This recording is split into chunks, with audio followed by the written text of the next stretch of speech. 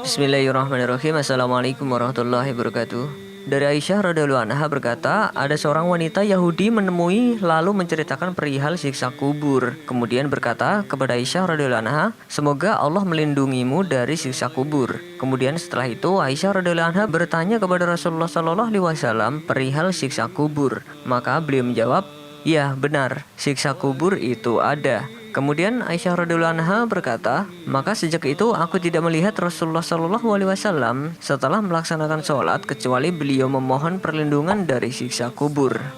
Video ini akan membahas sedikit tentang betapa ngerinya alam kubur, di mana itu adalah sebuah jalan persinggahan yang pertama sebelum manusia digiring ke padang mahsyar. Rasulullah Shallallahu Alaihi Wasallam pernah melarang ziarah kubur karena ditakutkan terjadi kesyirikan dan pemujaan terhadap kuburan. Tetapi kemudian beliau Shallallahu Alaihi Wasallam membolehkan jika untuk mengingat kematian. Dari Ibnu Buraidah, dari ayahnya, ia berkata Rasulullah Shallallahu Alaihi Wasallam bersabda, aku telah melarang kalian menziarahi kuburan. Sekarang berziarahlah ke kuburan, karena berziarah itu terdapat peringatan atau mengingatkan kematian. Hadis riwayat Abu Daud.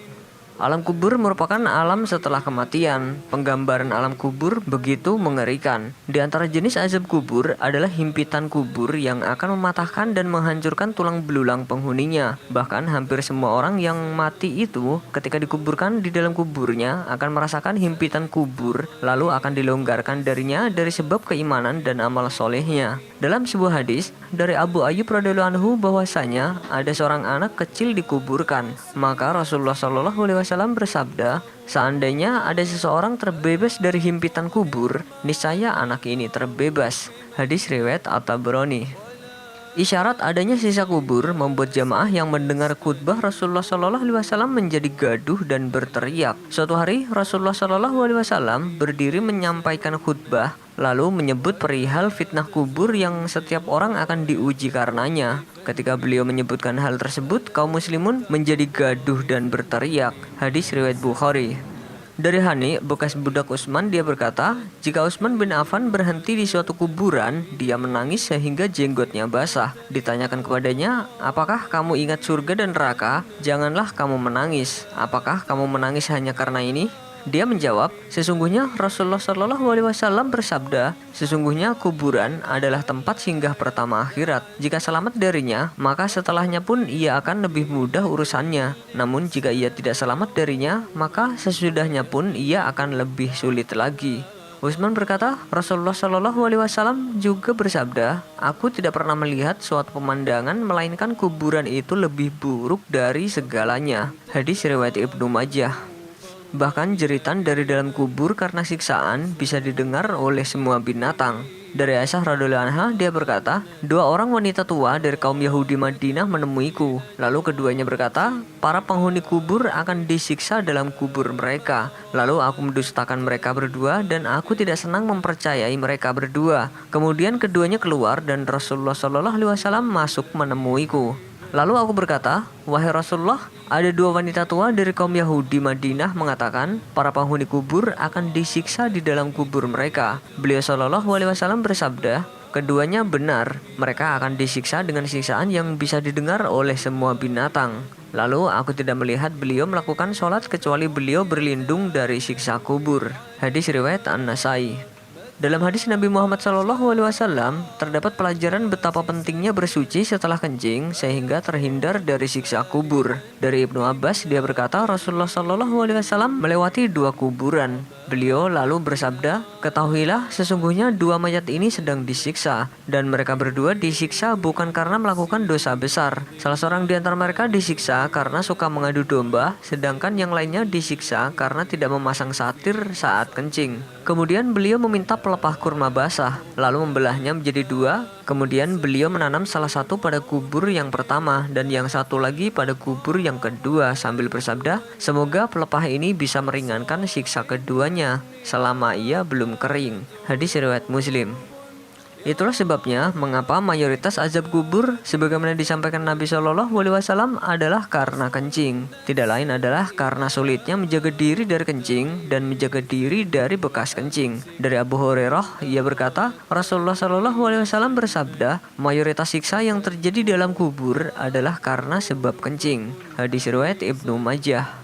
Bahkan Fir'aun yang jasadnya disimpan di museum pun merasakan pedihnya siksa kubur. Maka Allah memeliharanya dari kejahatan tipu daya mereka. Dan Fir'aun beserta kaumnya dikepung oleh azab yang amat buruk. Kepada mereka dinampakkan neraka pada pagi dan petang. Dan pada hari terjadinya kiamat, dikatakan kepada malaikat, masukkanlah Fir'aun dan kaumnya ke dalam azab yang sangat keras. Quran Surat Al-Mu'min ayat 45-46.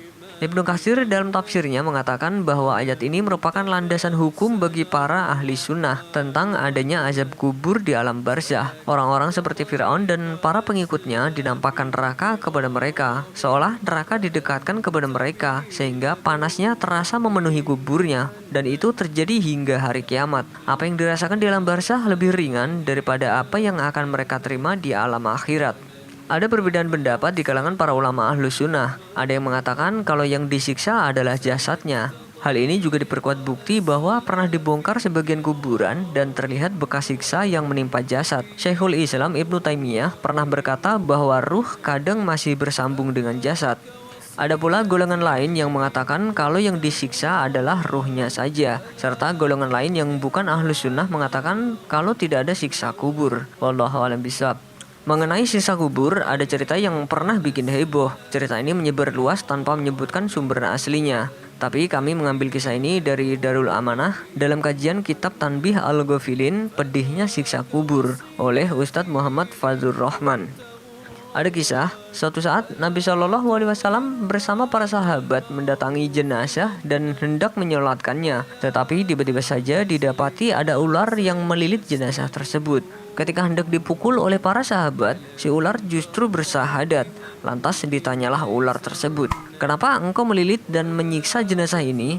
Si ular pun menjawab, "Aku telah diutus untuk menyiksa orang ini, sebab orang ini telah lalai atas 3 perkara."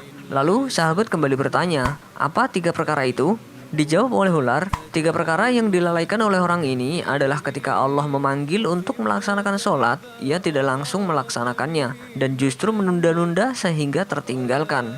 Lalu ketika Allah sudah memanggilnya untuk melaksanakan zakat, ia juga tidak melaksanakan zakat. Dan ketika dipanggil untuk melaksanakan puasa, justru dengan sengaja meninggalkan puasa. Kisah lainnya juga menceritakan hal yang hampir sama. Ketika para sahabat menemukan ada seorang pemuda yang menangis di depan masjid, lalu ditanya, "Kenapa wahai anak muda? Apa yang membuatmu bersedih?" Pemuda itu menjawab, "Sesungguhnya ayahku telah meninggal, namun tidak ada satupun yang mau memandikan dan mengkafaninya." Lalu diutuslah sahabat Abu Bakar radhiyallahu anhu dan sahabat Umar bin Khattab radhiyallahu anhu. Lantas sesampainya di rumah pemuda tersebut, sahabat pun terkejut sebab jenazah ayahnya berubah menjadi bangkai babi hutan hitam.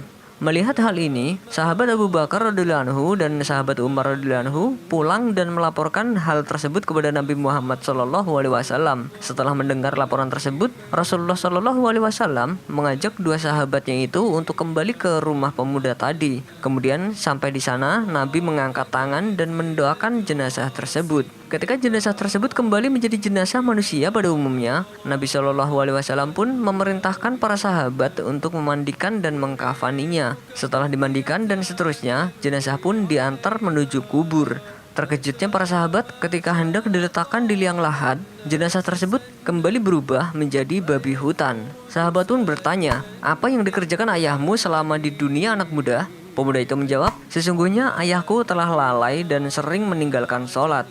Mendengar pernyataan pemuda tadi, Nabi Shallallahu Alaihi Wasallam kemudian menjelaskan bahwa beginilah perwujudan di akhirat nanti ketika seseorang sering meninggalkan sholat, seperti babi hutan yang hitam legam.